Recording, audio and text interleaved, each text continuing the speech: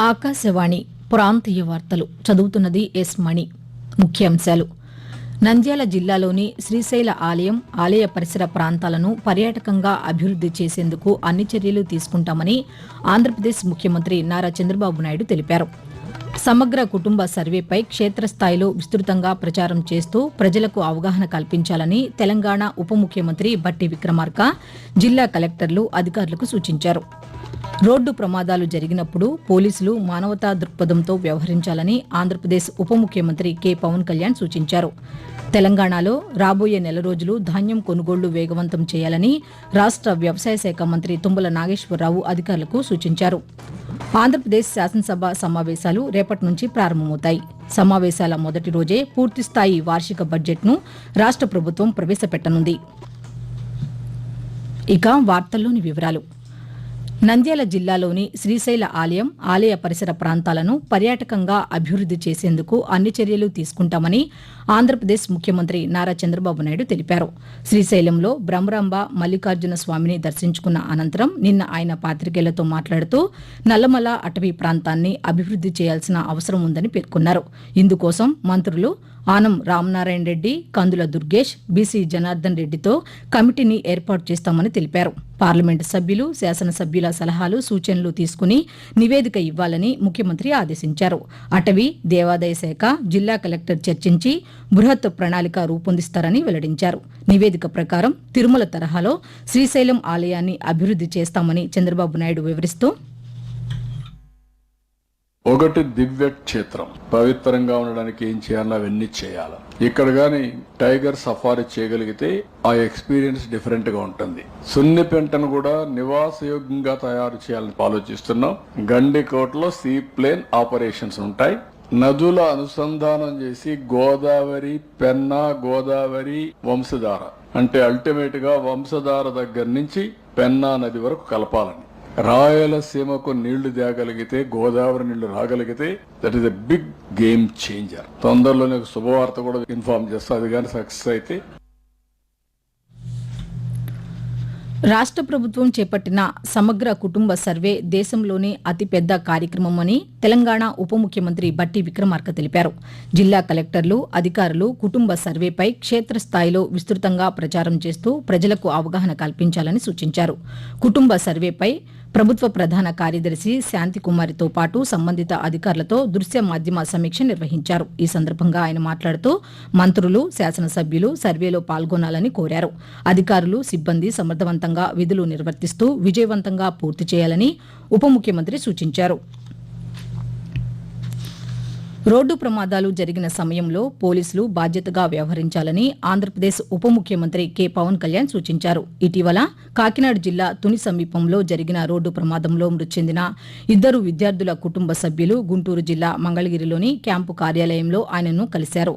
వారికి పవన్ కళ్యాణ్ ధైర్యం చెప్పారు. మృతుల కుటుంబాలకు తన ట్రస్ట్ తరపున 2 లక్షల రూపాయల ఆర్థిక సాయం అందించారు. పోలీసులు మానవతా దృక్పథంతో స్పందించాలని ఉప ముఖ్యమంత్రి పవన్ కళ్యాణ్ సూచిస్తూ, ఆంధ్రప్రదేశ్ ప్రభుత్వం తరఫున పోలీసు అధికారులు యాక్సిడెంట్ జరిగితే మీరు ఒక అవేర్నెస్ ప్రోగ్రామ్ క్రియేట్ చేయండి. ఏదైనా యాక్సిడెంట్లు జరిగితే పేషెంట్స్ ని వాళ్ళే తీసుకురమ్మని చెప్పండి. మీ పరిధిలో యాక్సిడెంట్ జరిగితే కనీసం మీరు మానవతా దృష్టితోటి, మానవతా దృక్పథంతో వాళ్ళని కనీసం హాస్పిటల్ తీసుకెళ్లాల్సిన బాధ్యత మనందరి మీద ఉంది. అలాగే పోలీసు ఉన్నతాధికారులు కూడా ప్రతి ఒక్కరికి కూడా ఒక అవేర్నెస్ ప్రోగ్రామ్ క్రియేట్ చేయండి. యాక్సిడెంట్ జరిగితే వైద్యం చేయిస్తే అది బతికే అవకాశాలు ఎక్కువ ఉంటాయి. తెలంగాణలో రాబోయే నెల రోజులు ధాన్యం కొనుగోళ్లు వేగవంతం చేయాలని రాష్ట వ్యవసాయ శాఖ మంత్రి తుమ్మల నాగేశ్వరరావు అధికారులను ఆదేశించారు. ధాన్యం కొనుగోళ్లపై సచివాలయంలో నిన్న ఆయన మార్కెటింగ్, సహకార శాఖల ఉన్నతాధికారులతో సమీక్ష నిర్వహించారు. ఈ సందర్భంగా మాట్లాడుతూ ప్రతిరోజు జిల్లా స్థాయి నుంచి మండల స్థాయి వరకు పనిచేస్తున్న మార్కెటింగ్, డీసీఎంఎస్, సహకార శాఖల అధికారులతో వీడియో కాన్ఫరెన్స్ నిర్వహిస్తూ కొనుగోళ్లకు సంబంధించి ఎప్పటికప్పుడు ఆదేశాలు ఇవ్వాలని సూచించారు. ఆంధ్రప్రదేశ్ శాసనసభ సమావేశాలు రేపటి నుంచి ప్రారంభమవుతాయి. సమావేశాల మొదటి రోజే పూర్తిస్థాయి వార్షిక బడ్జెట్ను రాష్ట ప్రభుత్వం ప్రవేశపెట్టనుంది. ముఖ్యమంత్రి నారా చంద్రబాబు నాయుడు అధ్యక్షతన శాసనసభ ప్రాంగణంలోని ఆయన ఛాంబర్లో రాష్ట మంత్రివర్గం రేపు ఉదయం 9 గంటలకు సమావేశమై బడ్జెట్కు ఆమోదం తెలపనుంది. అనంతరం ఆర్థిక శాఖ మంత్రి పయ్యావుల కేశవ్ శాసనసభలో బడ్జెట్ను ప్రవేశపెడతారు. శాసనసభ సమావేశాలు ప్రారంభం కానున్న నేపథ్యంలో రాష్ట గవర్నర్ ఎస్ అబ్దుల్ నజీర్తో ఆర్థిక మంత్రి నిన్న విజయవాడ రాజ్భవన్లో మర్యాదపూర్వకంగా సమావేశమయ్యారు. బడ్జెట్ ప్రాధాన్యాలను ఆయనకు వివరించారు. ఆకాశవాణి ప్రాంతీయ వార్తలు వింటున్నారు.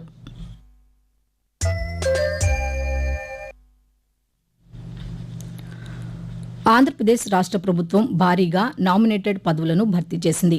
వివిధ సామాజిక వర్గాల సంక్షేమ అభివృద్ది కార్పొరేషన్లకు చైర్మన్లను నియమించింది. వీటితో పాటు స్వచ్ఛ ఆంధ్రప్రదేశ్ మిషన్, సాంస్కృతిక మిషన్, ఫైబర్ నెట్, అటవీ అభివృద్ది, గ్రంథాలయ పరిషత్ సహా వివిధ పట్టణాల అర్బన్ డెవలప్మెంట్ అథారిటీలకు చైర్మన్లను నియమించింది. మొత్తం 59 మందిని నామినేటెడ్ పదవుల్లో నియమిస్తూ ఉత్తర్వులు జారీ చేసింది. ప్రముఖ ప్రవచనకర్త చాగంటి కోటేశ్వరరావును రాష్ట నైతిక విలువల సలహాదారుగా నియమించడంతో పాటు ఆయనకు క్యాబినెట్ ర్యాంకును కల్పించారు. 2025 సంవత్సరానికి సాధారణ ఐచ్ఛిక సెలవుల జాబితాను తెలంగాణ ప్రభుత్వం ఖరారు చేసింది. 2025లో మొత్తంగా 27 సాధారణ సెలవులు, 23 ఐచ్ఛిక సెలవులు ఉన్నాయని రాష్ట ప్రభుత్వం ప్రకటించింది. ఈ మేరకు రాష్ట ప్రభుత్వ ప్రధాన కార్యదర్శి శాంతికుమారి ఉత్తర్వులు జారీ చేశారు. ఆంధ్రప్రదేశ్లో రాష్ట స్థాయి ఉత్తమ ఉపాధ్యాయ పురస్కారాలకు 174 మందిని విద్యాశాఖ ఎంపిక చేసింది. గుంటూరు జిల్లా మంగళగిరిలో రేపు జాతీయ విద్యా దినోత్సవం సందర్భంగా నిర్వహించే కార్యక్రమంలో వారికి ఈ పురస్కారాలు ప్రదానం చేయనున్నారు. పాఠశాల విద్యాశాఖ నుంచి 77 మందికి, ఇంటర్మీడియట్ విద్యాశాఖలో 26 మందికి, పాలిటెక్నిక్ కళాశాలల అధ్యాపకులు 16 మందికి, డిగ్రీ అధ్యాపకులు 19 మందికి, ఇంజనీరింగ్, ఫార్మసీ అధ్యాపకులు 4కి, విశ్వవిద్యాలయాల ప్రొఫెసర్లు 32 మందికి పురస్కారాలు అందజేయనున్నారు. తెలంగాణలో కాంగ్రెస్ పార్టీ ఏడాది పాలనపై ఈ నెల 14వ తేదీ నుంచి డిసెంబర్ 9వ తేదీ వరకు ప్రజా విజయోత్సవాలు నిర్వహిస్తున్నామని ఉప ముఖ్యమంత్రి భట్టి విక్రమార్క తెలిపారు. ప్రజా విజయోత్సవాల నిర్వహణ విధి విధానాలు రూపొందించేందుకు హైదరాబాద్లో నిన్న ఆయన అధ్యక్షతన మంత్రివర్గ ఉపసంఘం సమావేశమైంది. ఉత్సవాల నిర్వహణపై పలు నిర్ణయాలు తీసుకోవడంతో పాటు ప్రణాళిక సిద్దం చేశారు. ఈ 25 రోజుల పాటు వివిధ కీలక అభివృద్ది కార్యక్రమాలకు ప్రభుత్వం శ్రీకారం చుట్టనుంది. రాష్ట ప్రభుత్వం భవిష్యత్తులో చేపట్టబోయే కార్యక్రమాలపైన కూడా ప్రజలకు ఈ కార్యక్రమాల ద్వారా వివరించనున్నారు. వాతావరణం. నైరుతి బంగాళాఖాతంలో ఆవర్తనం కొనసాగుతోందని, దీని ప్రభావంతో రాబోయే 36 గంటల్లో అల్పపీడనం ఏర్పడే అవకాశం ఉందని అమరావతిలోని భారత వాతావరణ కేంద్రం తెలిపింది. రాబోయే 2 రోజుల్లో పశ్చిమ దిశగా తమిళనాడు, శ్రీలంక తీరాల మీదుగా ఈ ఆవర్తనం కొనసాగుతుందని పేర్కొంది. ఈ ప్రభావంతో ఈ నెల 12, 13, 14వ తేదీల్లో ఆంధ్రప్రదేశ్లోని రాయలసీమ, దక్షిణ కోస్తా జిల్లాల్లోని కొన్ని ప్రాంతాల్లో మోస్తరు వర్షాలు, మిగిలిన ప్రాంతాల్లో తేలికపాటి జల్లులు కురిసే సూచనలు ఉన్నాయని వెల్లడించింది. వర్షాల నేపథ్యంలో వరి కోతలు, ఇతర వ్యవసాయ పనుల్లో రైతులు తగిన జాగ్రత్తలు తీసుకోవాలని రాష్ట్ర విపత్తు నిర్వహణ సంస్థ సూచించింది. రాష్ట్రంలో ఆర్థిక పరిస్థితులను చక్కదిద్ది ఎన్నికల హామీ మేరకు కళ్యాణ లక్ష్మి లబ్దిదారులకు తులం బంగారం తప్పకుండా ఇస్తామని తెలంగాణ రెవెన్యూ, గృహ నిర్మాణ శాఖల మంత్రి పొంగులేటి శ్రీనివాసరెడ్డి తెలిపారు. ఖమ్మం జిల్లా కూసుమంచిలో 61 మంది లబ్దిదారులకు కళ్యాణ లక్ష్మి చెక్కులు నిన్న ఆయన పంపిణీ చేశారు. ఈ సందర్భంగా మాట్లాడుతూ గత ప్రభుత్వ హయాంలో చేసిన రుణాలను తీర్చుకుంటూ సంక్షేమ పథకాలను అమలు చేస్తున్నామన్నారు. ఈ క్రమంలో కొంత జాప్యం జరుగుతోందని, ఇచ్చిన హామీ తప్పకుండా నెరవేరుస్తామని తెలిపారు. ఇప్పటి వరకు 18,000 కోట్ల రూపాయల పంట రుణాలను మాఫీ చేశామని, డిసెంబర్ నెలాఖరుకు మరో 13,000 కోట్ల రూపాయల రుణాలను మాఫీ చేస్తామని శ్రీనివాసరెడ్డి వెల్లడించారు.